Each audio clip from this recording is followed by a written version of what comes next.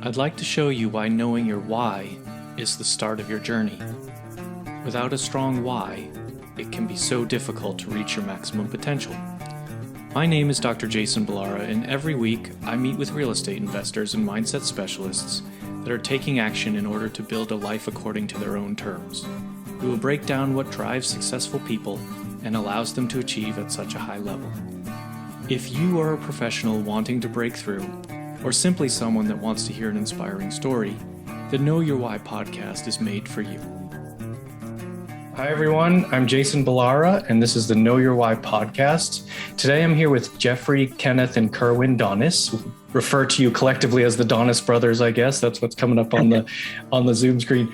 The Donis Brothers built a portfolio of cash flowing rentals and a six-figure business as single-family real estate investors. So first of all, guys, I'm really excited to hear your story. Thank you so much for coming on the podcast today. Thanks for having us. Thanks so much. We can kind of get started with got started in single family a little over 2 years ago. Now we're doing multifamily, but we can kind of tell you, if you don't mind, how that all started, if you'd like. That's exactly what I would like. Yeah, go ahead. Start as far back as you like. Obviously, you're brothers, so you have some history together. I was actually one day just sitting in my apartment and I was watching The Breakfast Club, and a guy just came on and started speaking about wholesaling real estate. And pretty much he was explaining his background, how he came from nothing, with no cash, no credit, no education, literally came from the hood. And he looked into the camera and said, if you're watching this, if I did it, you can do it. I built a multi-million-dollar business.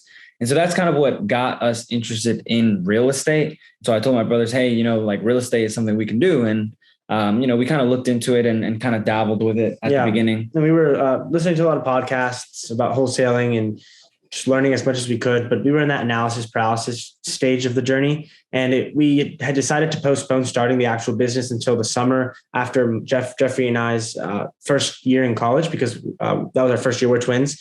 And so we actually went to Guatemala for the first time in the winter break. That was around December and into the new year. And that was the first time we'd been there. My mom's from there. And so we're first generation American, and just seeing the levels of poverty that we could have been born into just because my mom decided to come here. That's the only difference. And we realized how lucky we were. We always like to say we have American privilege, and we won the lottery by being born here. And so that's why we just decided that we weren't going to waste the opportunities we have here. And that's why we decided to take action the day we got back from Guatemala, and we started cold calling and looking for our first wholesale deal. Yeah. And like everyone said, we learned about it through YouTube, reading books and podcasts. Eventually we closed on our first deal after 5 to 6 months of cold calling, and we can go into more details if you'd like, but we were college students at one point, and then we got sent home because of COVID. We weren't allowed to stay in our dorm room. So they kind of had to send us all home. And that's when we regrouped. When we were in school, we were all at different colleges all across North Carolina, which is where we live. So we ended up coming home, and now we had I guess no excuses other than to go all in. Yeah. So that's how we sped the process up and got our first deal. Eventually, fast forward, we ended up doing 2 creative financing deals. Did a fix and flip. And then it was 2021 that we ended up joining a multifamily mastermind. Now we're doing apartment syndication, and we've done 3 so far. That's awesome. A couple of things I'd love to sort of, dive into on that story. So first of all, how old are you guys? I'm 23. So I'm the oldest, and we're 20. We're 20. We're twins. Okay. Okay. Yeah. That's fantastic that you're getting started so early. That's funny to me, because that's one of the things that when I talk about this, it's one of the things that's very clear is the power of time. And it's getting started and at 20 is you guys have so much time to really grow and be intentional about how this goes. So that's fantastic that you kind of figured this out so early. I got to ask this. Yeah. What schools in North Carolina? Because I know of the rivalries that happen in North Carolina. So is this going to be like a Duke, UNC, and NC State sort of thing? What schools? I went to UNC W. It's University of North Carolina at Wilmington. I went to University of North Carolina at Greensboro. Yeah, I went to Chapel Hill, UNC Chapel Hill. So yeah. Okay. So he's rooting for UNC this weekend. Right, yeah. We all dropped out of college, though. Just disclosure. We all dropped out of college to pursue real estate full time. Sure. No, that's But I'm still a heel. There you go. Still loyal to the team. No, very cool. And I think that maybe let's talk a little bit about that trip to Guatemala and maybe provide a little more detail on kind of what that meant to you. Cause I think that's a very compelling component. And, again, you're very young to be having that sort of that trip have such an impact on you, I think is super cool and uplifting. And so maybe talk a little bit about that, kind of what it really meant to you guys. Yeah, we went. So at the time, I can only speak for myself, but I was actually a freshman in college, like I said, it was my first semester, and I'd been cold calling for a flipper, but I was very focused on school. I was also focused on social life, trying to fit into college. I even considered joining a Greek life. And so my priorities weren't really focused on financial freedom, real estate, or anything like that. But once I went to Guatemala, for me at least, it was just really humbling to see the conditions they lived in. I mean, they were very grateful for everything they had, and they were happy. But it just was really, for me, put everything into perspective. And it was like a different world, honestly. We were there for about 3 weeks that we kind of got used to being there. And I forgot what it was like, not completely to be in America, but that just kind of became normal to be in Guatemala. And then coming back, it was a culture shock. And I couldn't really get back in to I feel like that's the trip that broke us. Like we could never see things the same way after that. And I don't know if you guys have anything to add. Yeah. I mean, so my mom is originally from there, and so is all of our close relatives, like our aunts and uncles. And one thing that I remember seeing at the trip that really took me back was a lot of my aunts were wearing my old clothes that I played club soccer growing up, and a lot of the t-shirts I got were really big. So I would never use them. And my mom, I would see her putting stuff in a box, and then it would disappear. It was like a really big box. And I was like, Mom, where are you sending that? I get there, and you see our clothes everywhere, shirts that I just completely forgot about. And they were using it every day. So it wasn't for me, a shirt that I never would even use. It was their normal shirt that they'd use pretty much every week. So that just really put things into perspective. Very, very grateful. And I would say I was very ungrateful before I went to the trip. So when we got back, we kind of understood the opportunities we had here. We wanted to make the most of them. Yeah. And I would also add, when we went over there, we of course didn't know what to expect. Like my brother said, my mom was originally from there. And of course she always told us that she grew up poor, but when you think of poverty, especially when you grow up in America, poverty in America is not at all the same as poverty in a third world country. I think that is real poverty. And when we saw that our aunts and our uncles and our cousins are actually living in those kinds of conditions, we kind of came together and said, well, we have the key. We have an opportunity to change our financial tree and literally set up our families going forward, and also families in other country, just to be better. And that's kind of what we're seeking to do at the moment. Yeah, that's fantastic. You used the word perspective a number of times. And I think that it's something that without that sort of experience, then it's probably very hard to really have a good perspective. And that point about true poverty, and I would say there's probably people in the US that have, similar levels of poverty, but on the whole, what you're going to see maybe from a wide scale perspective, wide scale poverty in a third world country is nothing like what we have here. In the US, it's sometimes a bit out of sight, out of mind. And so I think that's probably something that you kind of can't get it out of your mind when you're there. So that's really great though, that you guys took that experience and are using it kind of to, you said you left college, you kind of made some pretty major life decisions based on this. So I think that's really, really cool. Talk a little bit about, okay, so you make that trip, you have that decision, that sort of life-changing perspective. And then COVID hits, which kind of changed everybody's life, but you're, sent home from college because of that. So now you've got this extra time on your hands. You're not worried about whether or not you're pledging at a fraternity or whatever the case may be. You've got, and so you guys turned it into real estate. So how did you do that? What did you do to get started? What steps did you take to build your business? Yeah. Well, like my brother said, he was already cold calling, and we had original plans, let's find a mentor, take it slow. But he had already started cold calling before the trip.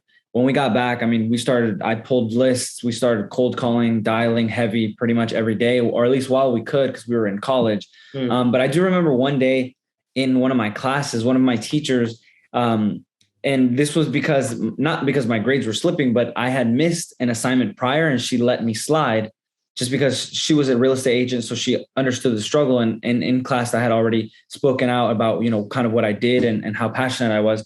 So she kind of understood where I was coming from. But one day I also missed another assignment, and in class, she pulled me aside and she said, Kenneth, you speak openly about how passionate you are about real estate.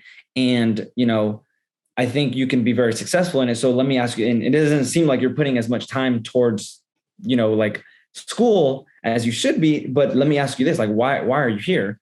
And ever since that day, like I brought it back to my brothers and I told them, hey, like, that's a really good question. Like, I don't know. And I think I'm going to leave. So, that's kind of at the same time when COVID hit right after, and that kind of made the decision a little bit easier. Yeah. So like he said, we were already in our dorm rooms and we were busy with school and other things. So every day I would cold call for 2 hours, and sometimes we'd get on FaceTime calls like at the end of the day and just talk about things. Kenny had a car, so he would actually drive to the properties. I was in Wilmington, so that wasn't one of our markets, but where he could drive anywhere in Greensboro that we were looking. Kerwin was also cold calling. Yeah. So when we got home, we already knew what we had to do. Now we just had more time because all the other like things that would just fill up your calendar. Yeah. Like going to class and everything. Eating, like we would cold call while we ate and stuff. So like literally we were from 9 to 8 p.m. at like for a few months, we were just cold calling, building a really big pipeline. And then we started following up, and we learned all about CRMs through podcasts. We learned like a little bit of sales by practicing. After we got our first deal, we learned Kenneth was really like the initiator, but we were all starting to educate ourselves through YouTube and podcasts. And then eventually we joined a mastermind group, like a mentorship that taught us creative financing. And we were already on the phone. So what we would do is we'd watch the videos while we were cold calling, and I'd implement whatever my mentor was saying, because he would talk to his real sellers and he'd be like an amazing person with the creative financing terms and setting that up. So we would just implement it immediately. And that's how we got 2 rentals. And it was really hard. We're not trying to like pan over that, because it took us about 6 to 7 months to close our first. And we were cold calling from 9 to 8, and cold calling is tough. I mean, you're hearing rejection all day, every day. Yeah. And it builds tough skill, but it's a really invaluable skill to learn. It was really helpful to have each other to like rely on and recharge, because we all have a certain limit within our own batteries, internal batteries. And so I would feel low sometimes, and I would go to them and have them remind me of why we were still doing this. And maybe we should go back to school. I'm just kidding.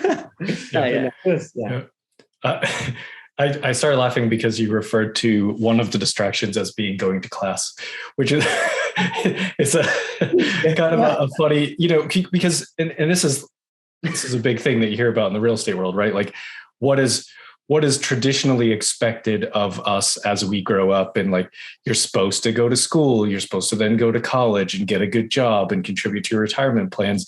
And like I think it sounds like you guys will probably agree with this, but I think once you kind of get into the real estate space, you sort of realize that may not actually be the best way to go, right? Like there's nothing wrong with going to college. It's just, it's not, you have to pay a lot of money. So you sort of a lot of people start off in debt, and then they, go to this career where they're, working for someone else. So, you all chose entrepreneurship, which is great. However, you brought up another point. It can be really lonely, right? Because you're going to have, especially if you're cold calling, you're going to have a lot of rejection. That like the bulk of it's going to be rejection. It's like probably 95% of the time the people don't want to hear from you. And so you're kind of doing that, and to have each other to be the support system for each other, I think is a really great,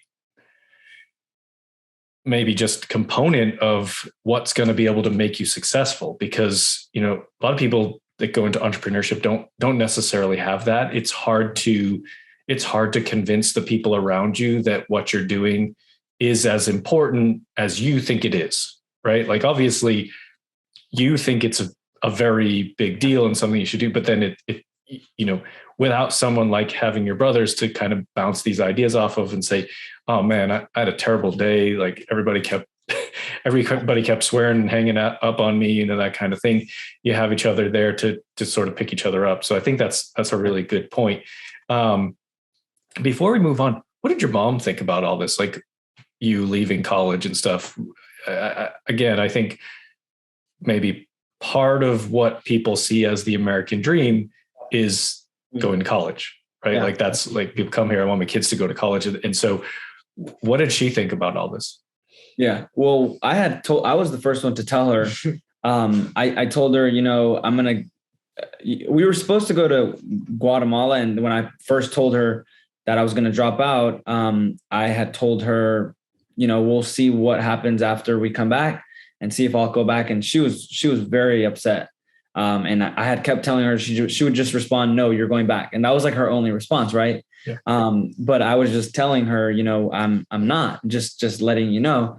So at first, she was not happy at all. Yeah. I think after, we kind of started making money, she kind of realized, but at first still really. And it wasn't like all of us at once. So we finished, I was a freshman when I got into real estate. It was the second semester of my freshman year. This was going into 2020. And then Kenneth told me, he brought up the idea of leaving school, and we were already building our business and we saw it like gaining traction and we could feel the first deal coming. So I was like, I just don't like school that much as I like this business. Like I'm learning so much. I feel like this is kind of just not satisfying me the way that this is. So eventually we had a friend reach out through social media, and he told me like, hey guys, I see you guys on social media. You guys are killing it. He looks like us. He's Hispanic. He's around our age, a few years ahead of us in regards to real estate experience. And he had just paid 30 grand that week. And it's not about the money for us, but it was really about that proof of concept. And if someone like us can look at us and tell us, you guys are going to do it, just keep going. 2 weeks later, we end up closing, or I don't know how long, but it was like a few weeks later, we end up closing on our first deal.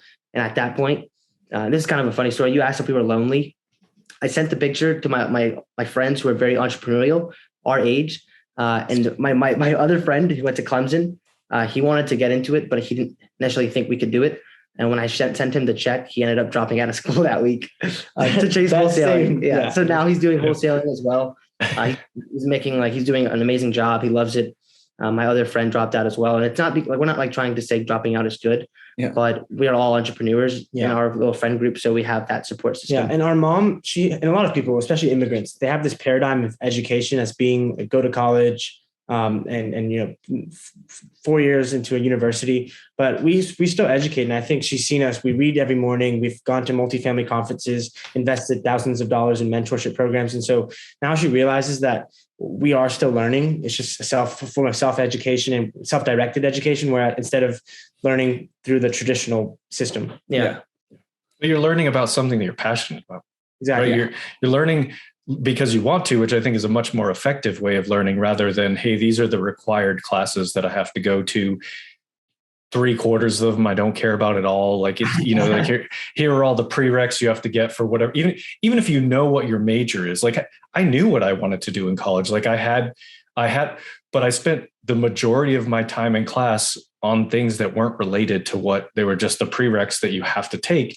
And it doesn't, looking back on it, like, it doesn't make sense. I don't know if my wife's going to want to hear this, but I don't really care if my kids go to college. Like they can, if they want to, but also like I have now since learned there's other ways to be successful and have a good fulfilled life, which is really what that's what I care about. It like you said, it's not about the money, just being, kind of happy in what you're doing. So, all right, cool. So moms, we'll put mom in the back burner. She's starting to get on board. She's starting to see what you're doing. So the first deal was a wholesale deal. Is that right? Yeah. And so is that what you were kind of focused on for a while, or were you keeping any of those? What were you doing, with your properties that you got?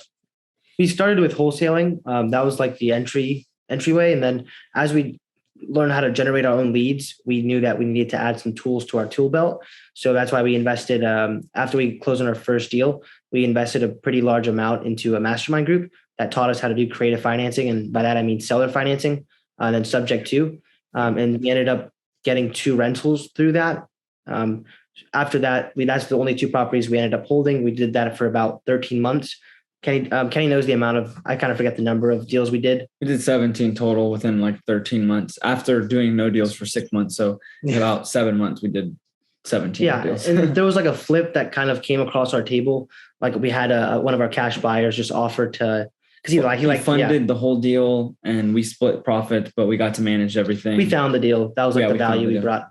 And then after the 13 months, we ended up getting into a mastermind group because we all decided we wanted to move into multifamily. That took, another 5 months to get into our first deal. So we knew that was going to happen. It was a leap of faith, but thankfully it worked out. Yeah. Good.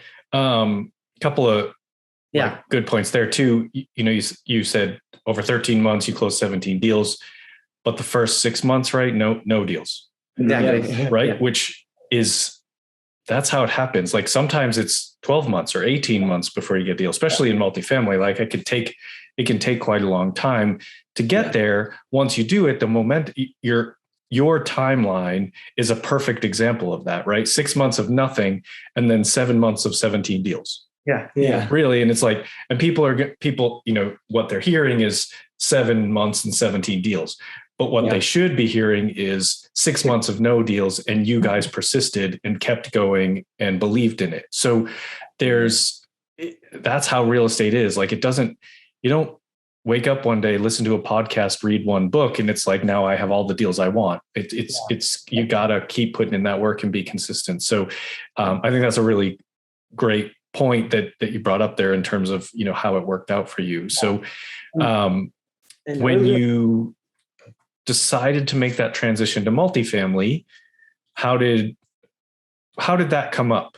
What made you decide that? Yeah, we'd been on a Zoom call with a mastermind group in the single family space, and they had a multifamily investor come on. And I think Kenneth had heard about syndication at the time, but I don't think I've ever heard of what that apartment syndication was. We always knew commercial and larger assets was the end goal, but we had limiting beliefs that you needed more money, experience, and more of a track record. And we just didn't have that. Or honestly, and we thought you had to be a little older too. We didn't think, we just never thought about it. We never actually considered it. And so we had heard about it, and that kind of planted the seed. And so we read a book called The Best Ever Apartment Syndication Book by Joe Fairless. Yeah. We started listening to podcasts as well, and people just kept emphasizing it's behind me somewhere, right? It's on the shelf somewhere. I'm like, it's a fantastic book. Absolutely. And we just really educated ourselves a little bit, but we were still wholesaling, and we have Sunday traction meetings is what I call them. And we just sit down and talk about the big picture of our business. And I just was thinking out loud, kind of telling them, hey guys, multifamily is more aligned with our end goal anyway, which is to retire our mom through passive income. We always wanted to get into multifamily anyway, but we just didn't think it was possible at the time. But that was a limiting belief that we had come to realize. Yeah. So we just decided the only reason, the same reason that we didn't drop out of college sooner, the same reason we didn't start our business sooner was all because of limiting beliefs. And so we decided to just go full send into the multifamily syndication route. Awesome. Yeah. Limiting beliefs are a big deal in terms of sort of holding yourself back. Yeah. It's something I have them for sure. We talk about them a lot on this show with mindset and things like that. And I think it's just funny because it's like one of people's limiting beliefs is I'm too young. Well, here you go. Like you guys are a perfect example. Like you're about as young as you can be and do this. Like there's probably some legalities if you're trying to do it before you're 18. So, I mean, you guys are breaking that, limiting belief so people can see your story and know that it is possible. And so, and not having money, you guys are three guys that were in college. Like, it's not like you're going to be raking in money to go out and fund your real estate career. So, it's the limiting beliefs are very, they're a very real thing, and they can be very challenging in trying to get yourself going and build your business. So what tell us about the, kind of how that first multifamily deal came along. Yeah. So like we mentioned, we're big on investing in ourselves in mastermind groups. So we knew when we first got into multifamily, we read that book, The Best Ever Real Estate Syndication Book, and we decided that we knew how to find deals. So we were just going to skip the brokers. Actually, we started cold calling like smaller multifamily. That didn't go too well. Then we moved over to Kenneth, who was our acquisitions manager. He'll actually reach out to brokers now, but back then we had no success with it because we had no track record. So they weren't taking us seriously. Yeah. And that's when we realized we needed a mentor. So that's when we started shopping around for some type of like mastermind group that we could join and have our mentor partner with us on the deal. And eventually we found a group out of Dallas called the Multifamily Group. And in that group, there was a lot of people that are already doing a lot of deals. They help you with raising capital. Like if it's a good deal and everyone wants to come together, they'll help you fund it. They'll help you. One mentor Kenneth already knew how to underwrite, but he obviously helped us progress. And eventually now Kenny's underwriting the deals by himself. The first one, I reached out to my mentor. I asked him, hey, like anything going on in the group that maybe we can see how we can add value. He let me know of an individual who I'd already networked with at an event that we had went to a few months before. So we met him in person. I already had his cell phone. I gave him a call, asked him, if he had anything going on. He mentioned there was a deal in Jacksonville, Florida. So that was 138 units. And that was our first deal. So we were like, how are we going to do this? Eventually, we ended up helping with some of the marketing, as well as bringing on another person that could raise a lot of capital and also had more experience than we did. So we kind of just introduced him to my partner, as well as we brought in some of our own investors. And we really leverage our mentor in our group to be able to do all that. But like you always say, like we were all young when we raised capital for the first time, as well as had no network. And I would say when we first got into real estate, we had no money. So if we can do it, I just really think it comes down to like, how determined are you? How resourceful are you? And that's it. Yeah.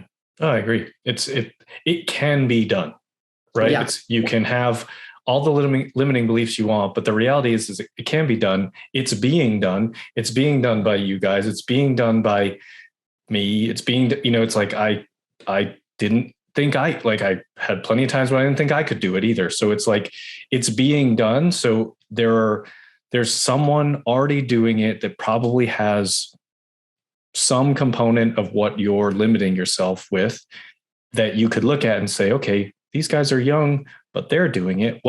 So I can't use that as an excuse. And like, this guy's old, he's got a podcast and he's doing it. I can't use too old for it. Like there's too many examples of people that are breaking those, limiting beliefs that you can't really, you shouldn't use them to hold yourself back.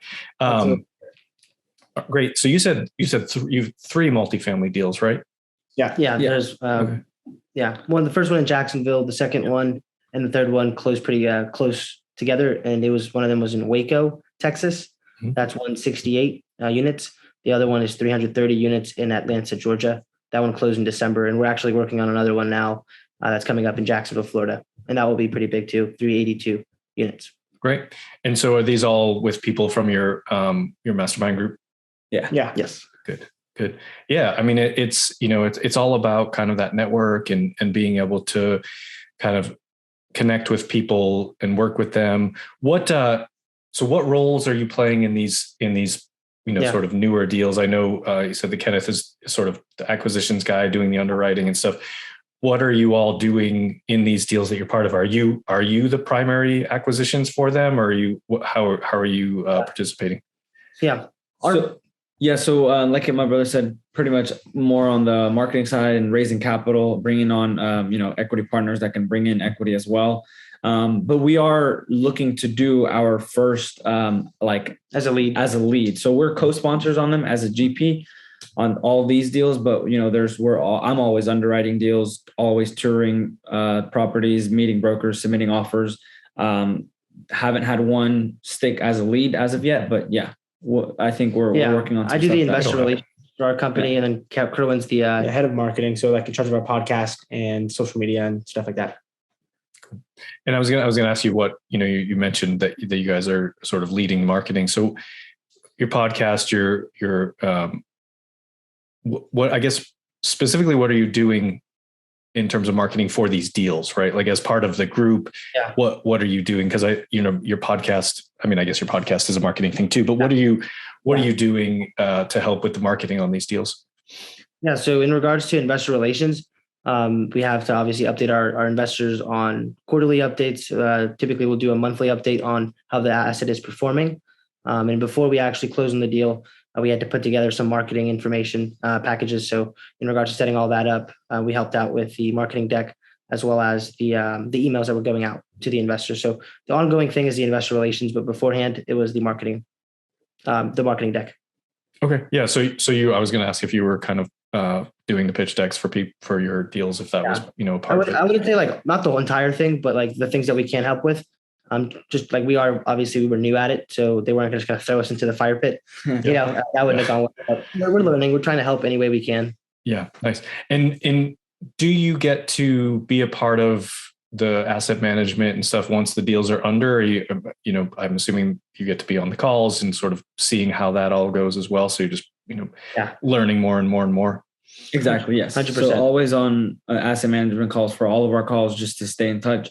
And that way we can get updates and learn of our investors and learn. Really, that's like the biggest value that we're getting. Be a fly on the wall. A lot of the podcasts, they're very surface level, but the asset management calls, it's like your ground level. Yeah. There. That's true. Yeah. The asset management calls are far more detailed than you'll ever get, kind of in a podcast interview. That's a very good point. This is really cool, guys. I love this, kind of story and everything like that. Why don't we switch gears here, and I will go ahead and ask you the 4 questions that I ask each guest. I want to leave time because there's 3 of you, and I want you to each be able to answer the questions. So the first one is, and I'm sure there's going to be some similarities here along the way, but the first question is based on the name of the show being Know Your Why. What is your why? And like I said, I'm sure there's some component to this that's going to be similar, but you may also have some individual points that are important to you. So whoever wants to start, go ahead and let me know. Yeah, I can start. Well, I would say for all of us, our collective why is to retire our mother and then build financial freedom that we can pass on to our future generations. And then they'll kind of tell you what their personal ones are. Mine is to reach my full potential as well as to live a fulfilled life that I'm happy with. I struggle with that sometimes. So that's kind of like the thing I strive for every day. Yeah. And me, especially after seeing Guatemala, I think, the people there are amazing. So I really want to see if I could potentially go do like some development as far as infrastructure and just help build communities, build schools, just get more recognition within Guatemala. And just, I think it's an awesome country, beautiful country. So yeah. And I think something that we aim to help our investors with, but also strive for ourselves, is to create a life by our own design. And through real estate, we're aiming to accomplish that. But personally, what that would look like for me, I love to write on the side. So that's something that I would love to pursue as well further along in my life. Yeah. Do you have a blog? No, not a blog. It's fiction, but okay. Yeah, that's cool. I think he meant like for the business, right? For multifamily blog. Yeah, I was just asking if you're using your writing for that or something like that, but maybe a chance to sort of exercise those writing chops. Yeah. But yeah, very cool. Very cool. No, I think retiring mom is a pretty powerful why too. So I think that's all very, very admirable. All right. Second question. This one's a little more on the fun side. So tell us something about yourselves that maybe isn't common knowledge. People don't necessarily know about you, or not a lot of people know about it. Something to help people know you a little bit better. Well, I love to meditate and do yoga every morning. That's mine. Cool. Yeah, I was going to say my favorite food is probably not the healthiest, but I love to eat burgers. Literally anywhere we go out, I will order a burger. It does not. It could be a Japanese restaurant. If they have a burger on the menu, I will likely try it. Yeah, and I don't see anything wrong with that. I'm a huge burger fan myself. I'm like, okay, yeah. He orders it in Mexican. It's meat, and if you put lettuce and tomato on it, there's vegetables. Like there's not a problem there. To kind of build off what I said earlier, I like to write a lot, and I'm aiming to be a published author really soon. But it's fiction. Okay. Yeah. Do you have a particular genre? Mystery thriller, young adult. Cool. Yeah. Well, I look forward to that. Okay. Third question is, what is the best way for people to reach you when they hear this? They love your story and they want to reach out. How would you like them to do that? And we'll put whatever you want in the show notes. Yeah. So we're at Donis Brothers, Donis Brothers, on pretty much every social media platform: Instagram, Facebook, LinkedIn, TikTok, YouTube, Twitter. And www.donisinvestmentgroup.com 5 dash mistakes dash passive investors make. Something. I'm sorry. I'll give you the correct link. That's not the right link. Fine. That's fine. Close enough. Yeah, Something along those lines. Yeah, we'll get it in there. That's our playbook for anyone who wants to learn more about the investing mistakes that people tend to make. Yeah. Okay. Awesome. Sounds good.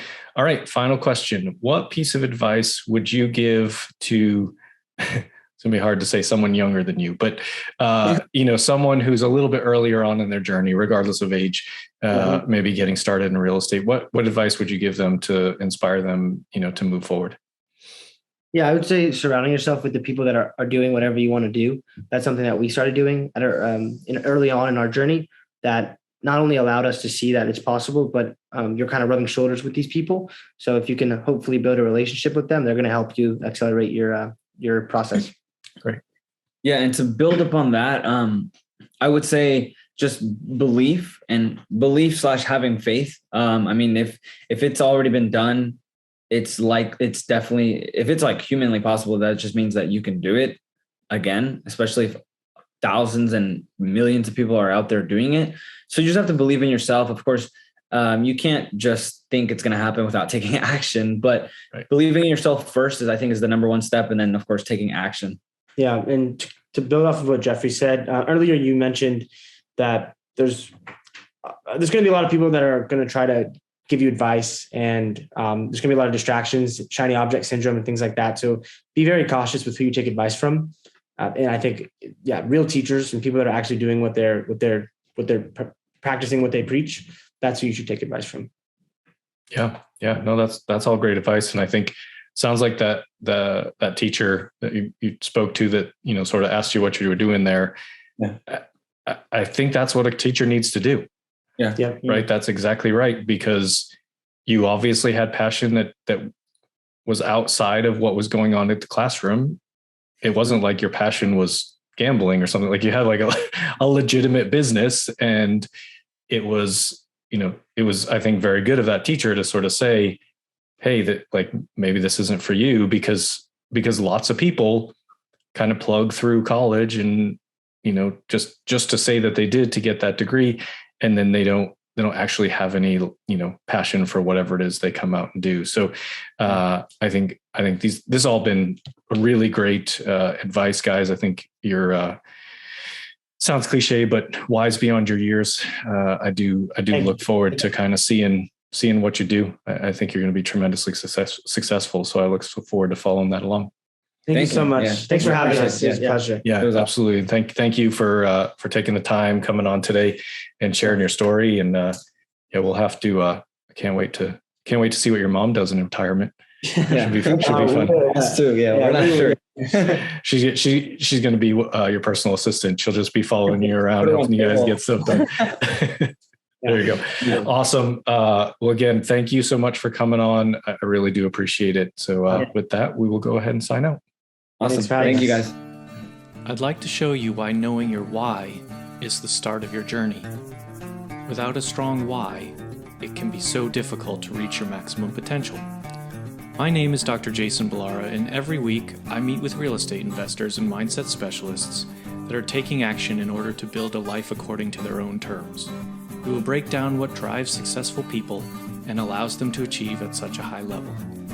If you are a professional wanting to break through, or simply someone that wants to hear an inspiring story, the Know Your Why podcast is made for you.